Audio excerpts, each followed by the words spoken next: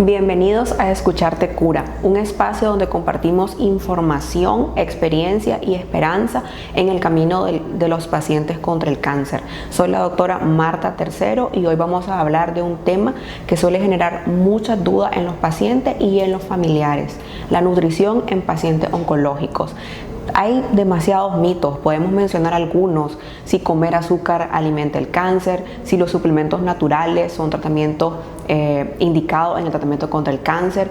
Hoy vamos a aclarar estos mitos que pueden poner en riesgo la salud del paciente, porque en oncología una buena alimentación no es un lujo, es parte del tratamiento. Por eso el día de hoy nos acompaña la doctora Aurora Bustamante. Ella es especialista en nutrición, quien nos ayudará a distinguir entre los mitos y las verdades sobre la nutrición en pacientes oncológicos. Bienvenida, doctora. Muchísimas gracias por la invitación, doctora, un placer. Sí, bueno, ¿verdad? Vamos a empezar porque este tema sí es un tema que tiene muchos mitos, ¿verdad? Doctora, ¿cuáles son los mitos más frecuentes que usted escucha en su consulta en pacientes con cáncer? Como bien mencionó usted, doctora, un mito que en realidad es más una mala interpretación de un efecto científicamente comprobado, que es el efecto de Warburg. Es lamentable que este efecto fue descubierto hace más de un siglo, en 1924, por el doctor Otto Warburg, que lo que observaba es que las células cancerosas consumían una gran cantidad de glucosa y producían lactato aún en presencia de oxígeno, algo que se conoce como la glucólisis aerobia. Entonces, este dato, que es un dato científico y es real, fue luego mal interpretado por personas no médicas, y también por personas médicas fue simplificado. Entonces lo que decían es, ok, las células cancerosas consumen azúcar, por lo tanto, si le quito el azúcar al paciente, voy a hacer que esas células mueran. Pero luego esto creció a tal punto que ya no solo es el azúcar, sino que, ok, la lógica, los carbohidratos son los macronutrientes que más producen azúcar, entonces si quito los carbohidratos de mi alimentación, voy a hacer que el cáncer disminuya. ¿Qué ocurre? Que lamentablemente con las redes sociales, muchos influencers y personas que no conocen de nutrición han popularizado aún más esta creencia. Entonces yo me encuentro en mi consulta con muchas pacientes, por ejemplo pacientes con cáncer de mama, particularmente mujeres que son las que de repente, según mi experiencia, leen más revistas de nutrición y demás y me dicen: doctora, estoy con una dieta cetogénica, y ahí caemos en el siguiente mito. La dieta cetogénica es adecuada para todo paciente con cáncer porque me va a ayudar a sanar. Entonces, ¿qué ocurre? Usted decía, ¿son peligrosos? Sí, son sumamente peligrosos, porque ¿qué hacen los pacientes? Miran a todos los carbohidratos por igual, y ahí es un grave error, porque los carbohidratos tienen diferentes características, tienen diferentes propiedades. Tenemos carbohidratos complejos, carbohidratos simples, carbohidratos complejos de digestión rápida. ¿Qué ocurre cuando un paciente dice, ok, todos los carbohidratos se convierten en azúcar? Lo cual es cierto, voy a quitarlos, y llegan con una dieta altísima en grasas, altísimas en proteínas, no las grasas de mejor calidad, pero también quitan vegetales y frutas. Y los vegetales y frutas son súper importantes porque tienen fibra, soluble e insoluble, que vamos a hablar de eso probablemente más adelante, la importancia de la fibra. Entonces, si usted me preguntara si pudiera escoger un solo mito que hace más daño, es el mito de me quito los carbohidratos creyendo que me quito todo el azúcar y que voy a eliminar o disminuir el cáncer. Entonces este es uno de los más graves que hay. Y ahorita que usted me habló de la dieta cetogénica, la verdad es que sí, me pasó cuando estaba estudiando la residencia en México, casualmente en una paciente con un diagnóstico de cáncer de mama.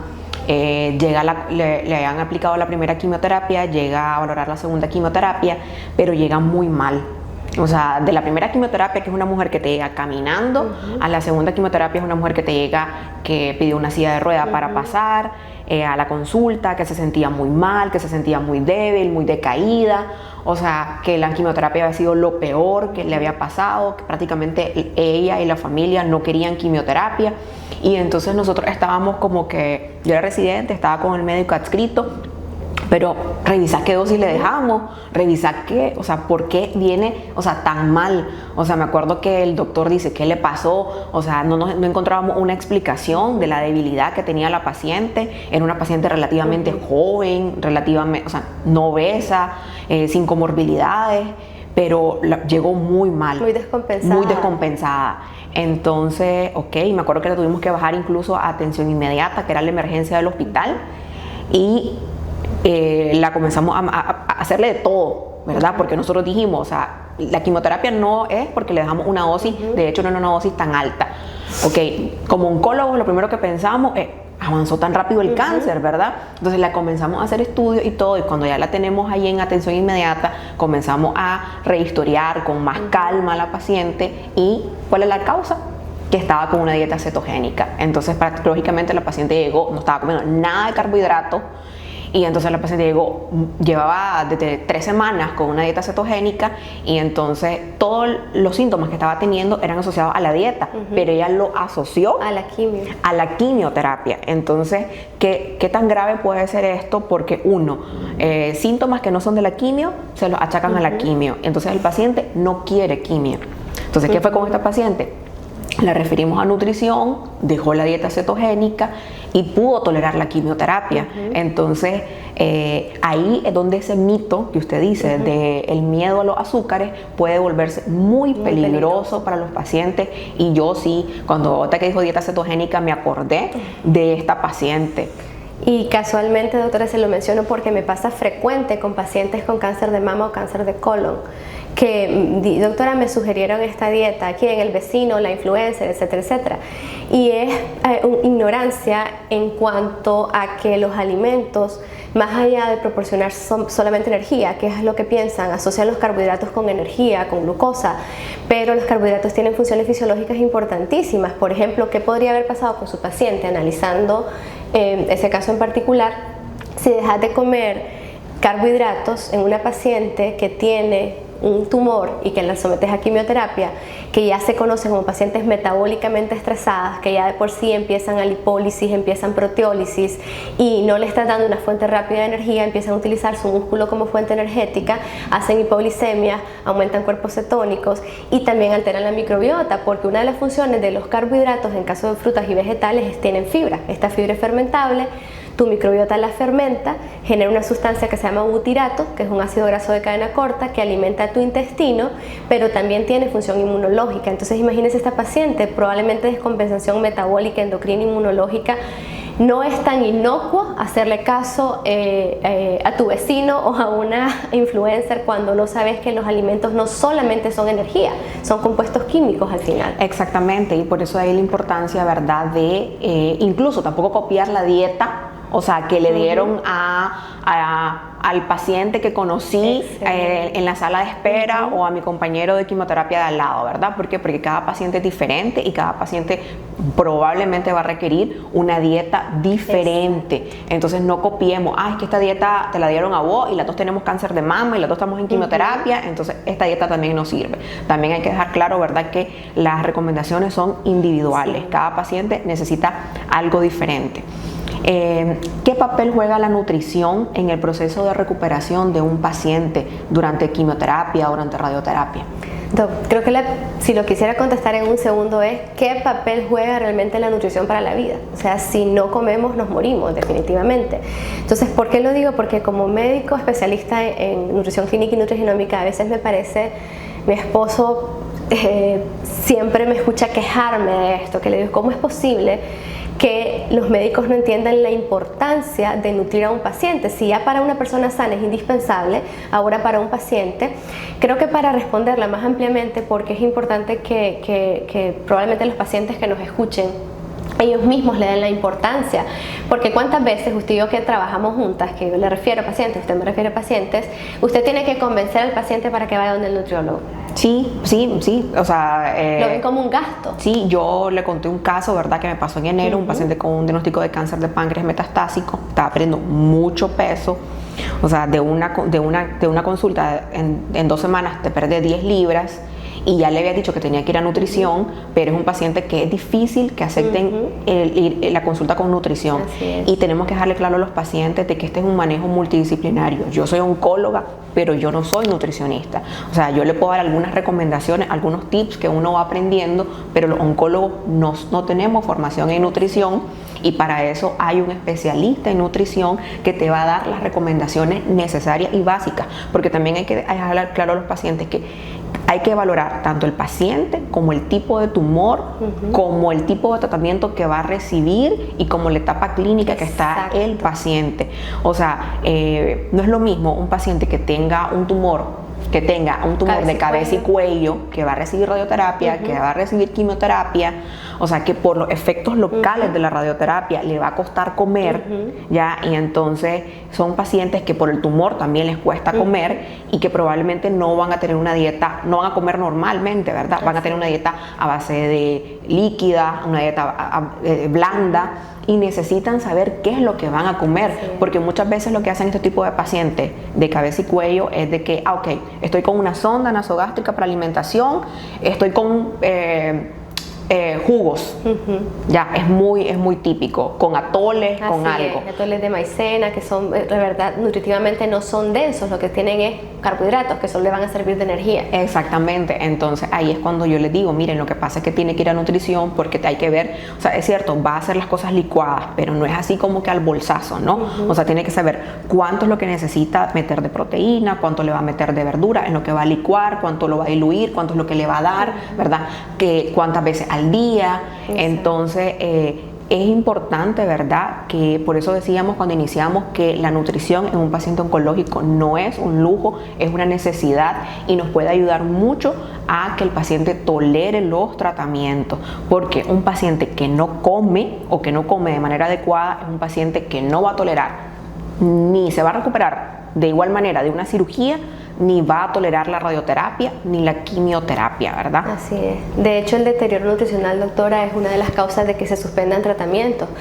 Y respondiendo a su pregunta de cómo va a ayudar, todo lo que usted mencionaba es importante. Cada paciente se tiene que individualizar porque va a depender, usted bien lo mencionaba, del tipo de tumor, la localización, la etapa que se encuentre en el tratamiento, pero también de características propias del paciente. No es igual una paciente obesa que tiene, o una paciente con resistencia a la insulina, que un paciente geriátrico que tal vez ya tenga una caquexia. Incluso caquexia es una desnutrición severa antes de iniciar la terapia. Entonces, en este caso, ahí sí hay mitos que son realidades, como decir, ok, no es el azúcar lo que te hace mal, pero comer alimentos ultraprocesados en gran cantidad no te va a ayudar. Entonces, ¿de qué partimos? Que yo me tardo siempre una hora con mis pacientes y es explicarles qué es lo que pasa cuando usted tiene una neoplasia, qué pasa cuando usted tiene un tumor, dependiendo de dónde lo tenga localizado. Porque tanto el cáncer como el tratamiento, como usted mencionaba, generan algo que conocemos como síntomas y signos de riesgo nutricional. Por ejemplo, disminución del apetito, alteración en el sabor, alteración en el olor, dificultad para masticar, dificultad para tragar, serostomía, que es resequedad bucal. Entonces hay trucos que uno le da al paciente, porque si la boca la tienes seca, te duele comer. Si estás con ciertos quimioterapéuticos, se te puede inflamar las encías, inflamar la lengua, lo que se conoce como mucositis, la mucosa que te va a arder la boca, o puedes tener diarrea, puedes tener estreñimiento. Entonces hay pacientes que me dicen, doctora, leí que cuando tengo estreñimiento debo comer fibra, pero también leí que cuando tengo diarrea tengo que comer fibra. Yo sí, pero hay diferentes tipos de fibra.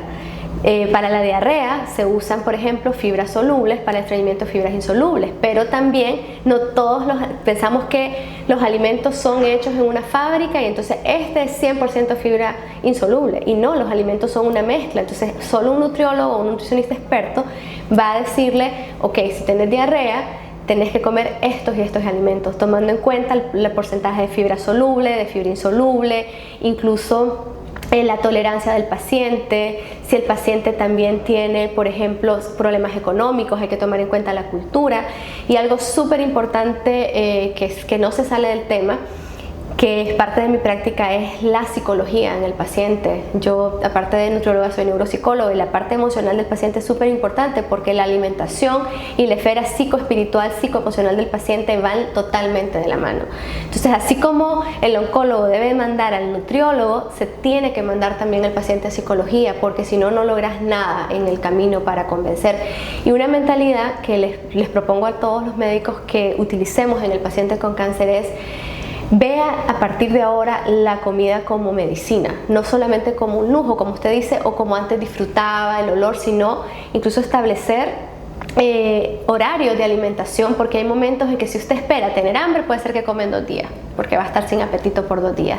Entonces hay que establecer, que probablemente hablemos de eso más adelante, los horarios en el paciente y explicarle por qué. No hay que subestimar al paciente. El paciente entiende muy bien todo lo que uno les explica cuando lo hace en términos sencillos, y si lo hace desde la humanidad. ¿Qué quisiera yo que me explicara mi nutriólogo si estuviese ante una situación que cuando dicen cáncer, qué piensa uno? Me voy a morir. Voy a morir. No, de hecho es la pregunta que sigue, ¿verdad? O sea, ¿qué tips o qué recomendaciones básicas, verdad? Dejando claro que cada paciente tiene que manejarse de manera individual, pero para dejarle a los pacientes algo que puedan, que les pueda ser útil. O sea, ¿qué puede hacer un paciente para, como usted decía, que aunque no tenga apetito, que aunque tenga efectos adversos, ya sea del tratamiento o efectos del tumor, para que pueda comer, para no esperar, porque esto usted que dice es importante, es que no tengo apetito.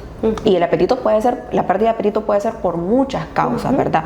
Puede ser psicológica o puede ser realmente un efecto de que por la quimioterapia perdió el gusto y no le tengo gusto a la comida, entonces no quiero comer, ¿verdad? O porque no puedo comer sólido y entonces no quiero comer líquido, no quiero comer blando. O sea, ¿qué recomendaciones puntuales, verdad, que podría ocupar el paciente? Sí, muy bien, Doc.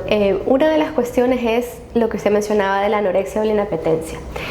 Todo paciente que tengamos ante nosotros que tiene cáncer, no digo que es el 100%, tenemos que asumir que en algún momento va a presentar anorexia, aunque se rehúse el tratamiento, porque se ha descrito que la mayoría de tumores sólidos generan sustancias, provocan que el cuerpo genere sustancias anorexigénicas como el factor de necrosis tumoral, la interleucina 6, etcétera, que tienen acción a nivel nervioso central y que inhiben el apetito. Entonces hay que tomar esto en cuenta. Entonces, ¿qué les digo yo? Primero, me gusta que lleguen con un familiar, porque muchas veces no es el paciente el que se va a preparar la comida.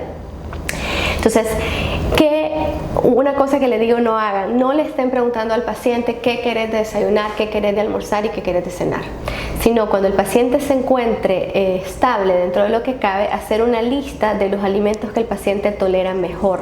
Por ejemplo, si un paciente tiene mucositis, sabemos que no podemos usar cítricos, que no podemos usar vinagre, mucositis es inflamación de las encías y para nuestros pacientes, para no usar términos tan técnicos. Sí, pueden ser lesiones que te aparecen en la boca, ¿verdad? Y que pueden ser por algunos fármacos de quimioterapia y se ve bastante en los pacientes que reciben radioterapia a cavidad oral. Exacto.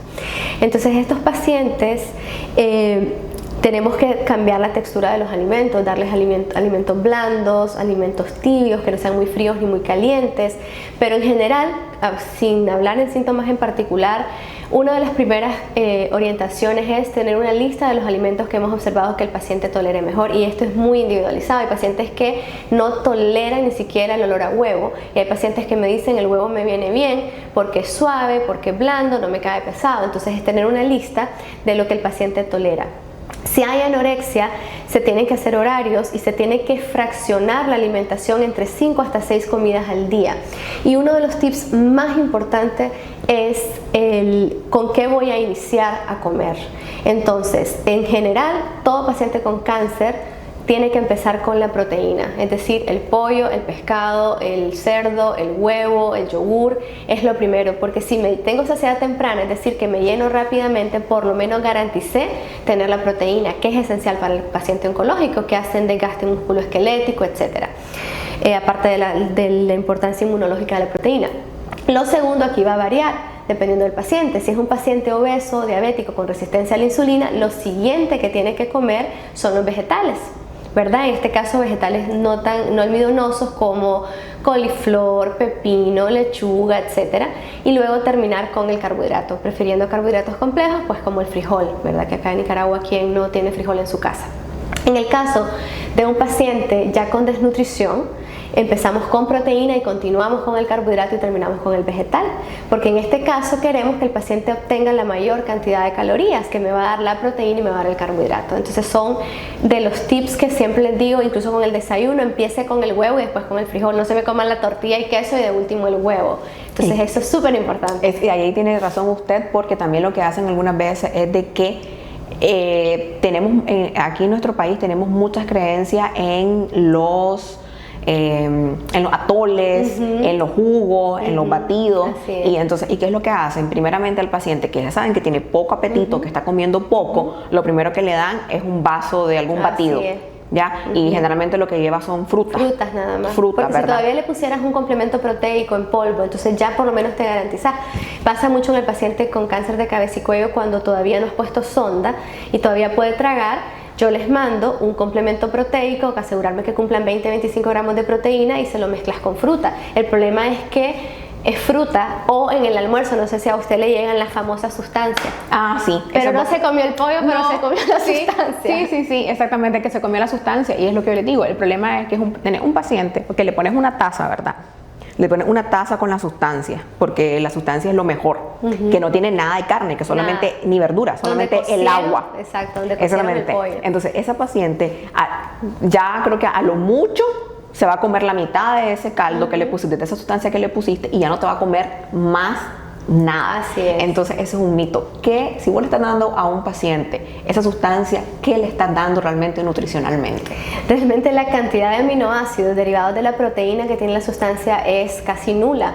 Si nos escuchan en otros países, sustancia en Nicaragua es que pones a cocer pollo, carne, etcétera, la dejas cociendo un montón de tiempo hasta que se ponga bien oscuro el color y luego le quitas la carne y se lo das. La recomendación es agarrar esta carne, desmenuzarla y licuarla para dársela si es que el paciente no puede masticar, no puede tragar.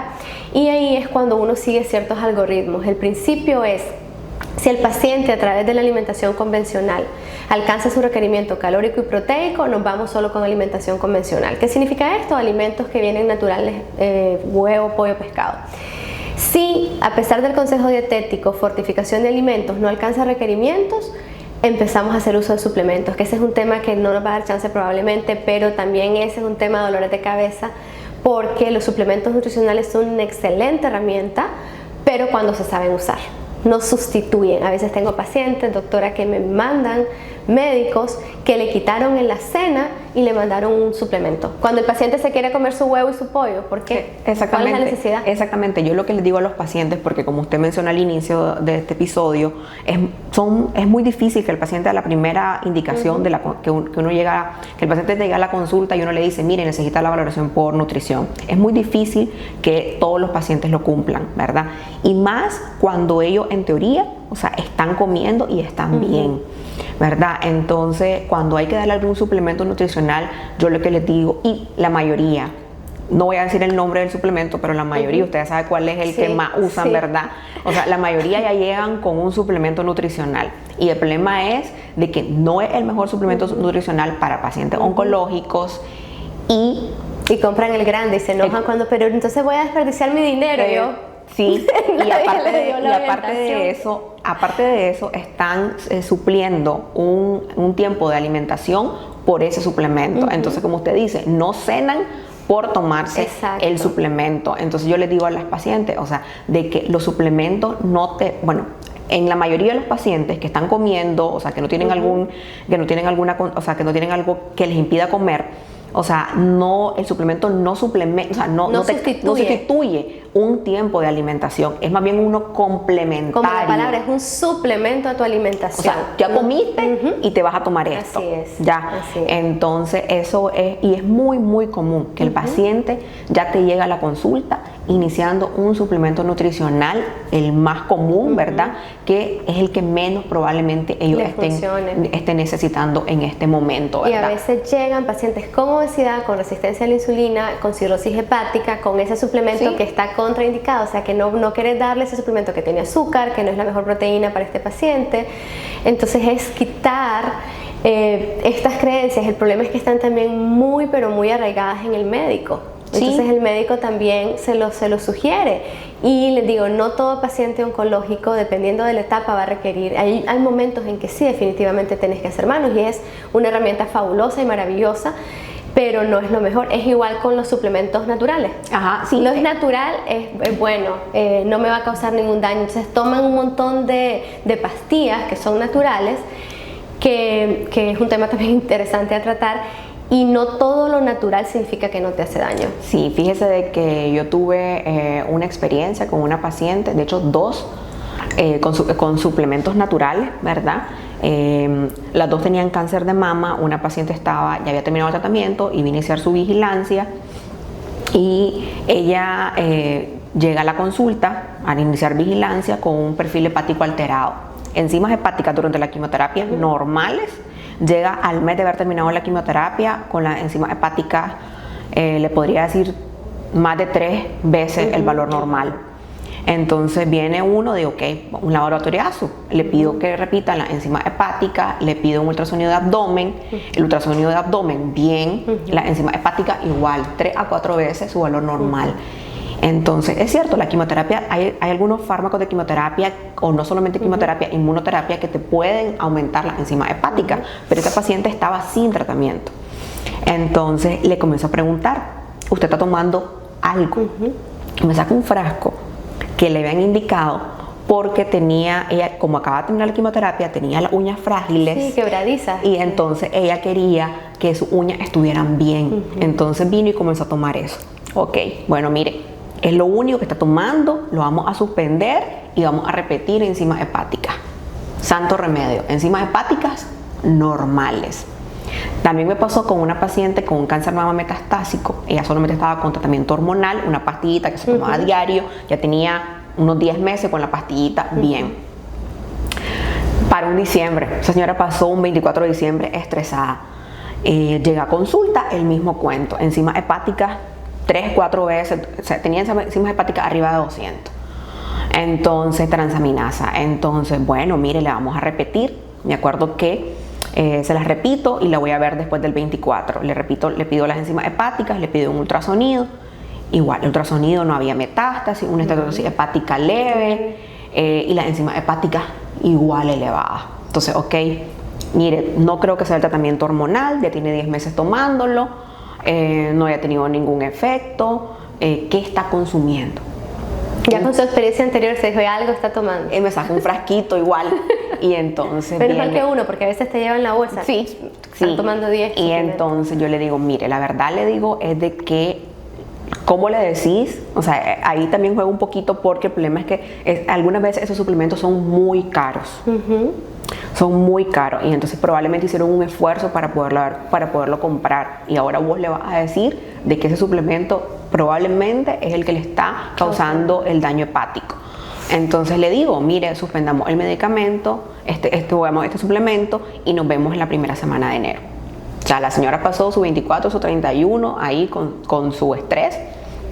Llega la primera semana de enero, enzimas hepáticas en su rango normal. Entonces, ¿qué era lo que te estaba elevando las enzimas hepáticas? Este frasquito, este suplemento que te estabas tomando. Entonces, y es algo muy común, incluso colegas no oncólogos que tal vez tienen algún conocido, tienen algún familiar, me escriben y me dicen, mira, fíjate que tengo un conocido, tengo un familiar, tengo un vecino que me preguntó si puede tomar tal suplemento. Entonces está muy de moda comercializar, darle mucha publicidad a los suplementos naturales, y hay que tener mucho cuidado.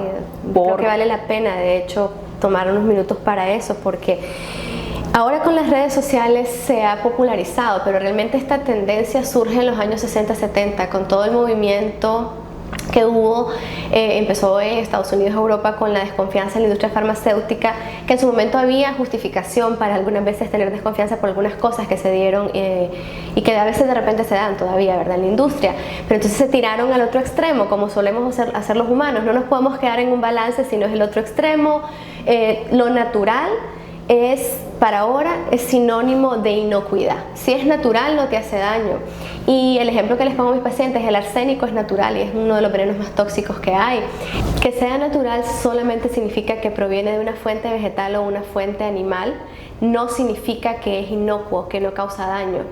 Porque, como les mencionaba, hay tóxicos en la naturaleza que son sumamente venenosos y son naturales. Entonces, por ejemplo, no hay que tomar nunca suplementos porque los vimos en Instagram o los vimos en TikTok que son naturales y que los recomendaron, sin que un médico, incluso un médico experto en la materia, porque no todos los médicos saben de suplementos. Por ejemplo, la melena de león, que es una molécula que viene de un hongo, se usa mucho como neurotónico, y tenemos que saber de qué marca usarlo, que tenga la cantidad necesaria. El ashwagandha es otro suplemento que también se usa muchísimo, y hay que saber cuánto porcentaje tiene que tener de la sustancia, qué laboratorio lo crea. Entonces, quitarnos esa creencia es uno de los mitos más grandes, yo creo, doctora, de que los suplementos naturales son mejores que los fármacos. Sí. Hay que ver cuál suplemento es natural, o todo paciente oncológico tiene que tomar dosis altísimas de vitaminas, de micronutrientes. No, si no tienes una deficiencia, si estás comiendo bien, no tengo por qué darte dosis excesivas de hierro, de zinc, de selenio, de vitamina C, etc. Y es algo muy común. Casualmente la semana pasada, una paciente que no desea, el esposo y la paciente no desean tratamiento con quimioterapia, me preguntaron, creo que fue el lunes, la familiar, de que le ofertaron un tratamiento alternativo para el tratamiento con el cáncer. Y hay que dejar claro que no hay experiencia, no hay evidencia científica de que estos tratamientos alternativos sean una opción eficaz y segura para tratar el cáncer, ¿verdad? Entonces, hay que dejar bien claro eso, ¿verdad? O sea, esta paciente, por ejemplo, en particular, no desea quimioterapia y desea tratamiento alternativo. El problema es que el tratamiento alternativo no sustituye el tratamiento con quimioterapia. Y hay que también tener cuidado de usar, porque también usted decía que los suplementos pueden interferir en el metabolismo, también pueden interferir en lo que usted decía, en la eficacia, en la efectividad de los tratamientos con quimioterapia. Pueden o aumentar la disponibilidad del fármaco o disminuir la disponibilidad del fármaco, y por ende afectar en su efecto sobre el tumor, ¿verdad? Entonces hay que tener muy claro y tener mucho cuidado. No se automediquen, pregunten, consulten. O sea, el influencer, la vecina, la familiar, ¿verdad? No te pueden indicar un tratamiento. Y tomar decisiones, como usted dijo, informadas. Yo misma pienso, lo comento con mi esposo, no sé si en algún momento, si yo tengo una neoplasia, yo me someta a quimioterapia, pero es una decisión informada, que sé desde dónde la estoy tomando, sé desde qué posición, desde qué lugar, desde qué creencias. El punto es que el paciente esté bien informado de cuáles son los riesgos con el tumor que tiene, en la etapa que lo tiene, si no se somete a quimio, radio, inmunoterapia, que puede pasar, pero que no crea ciegamente que tal vez este tratamiento alternativo, que no tiene muchos estudios, vaya a funcionar, porque la cuestión es las decepciones después. O sea, es estar clara por qué tomas la decisión. Yo te estoy informando, esta es mi obligación como médico, esto y esto y esto pasa, y que lo tomen de esta manera. Pero cuando lo toman porque lo leyeron en algún lugar que no es el más adecuado, o porque alguien les dio un ejemplo de alguien que se sanó tomando, no sabes las condiciones, los milagros existen también, no sabes las condiciones de ese paciente. Entonces lo más importante es estar informado y ver de dónde tomas esa información, de qué fuente. Ok, ya para ir terminando, ¿verdad? Este es un tema muy amplio, que probablemente ya vimos de que vamos a sacar más temas de este episodio, ¿verdad? ¿Cuál sería su mensaje final en los pacientes y la familia que nos escucha sobre una nutrición consciente y guiada por profesionales? Muy bien, doctora. Creo que lo más importante es entender que no hay una sola talla, es decir, esto no se trata de una camisa que le queda a todo mundo, sino que, si ustedes pueden, en Nicaragua tenemos muchos profesionales de la salud dedicados a la nutrición que pueden ayudarte, y que tiene que ser individualizado, porque va a depender de tu tipo de tumor, de la etapa en que se encuentra el tumor, si requerís cirugía, si es inmunoterapia, si es radioterapia, si es quimioterapia, si tenés enfermedades, tenés otras patologías como sos diabético, sos hipertenso, tenés problemas tiroideas, e incluso en el mismo paciente, doctora, uno cambia.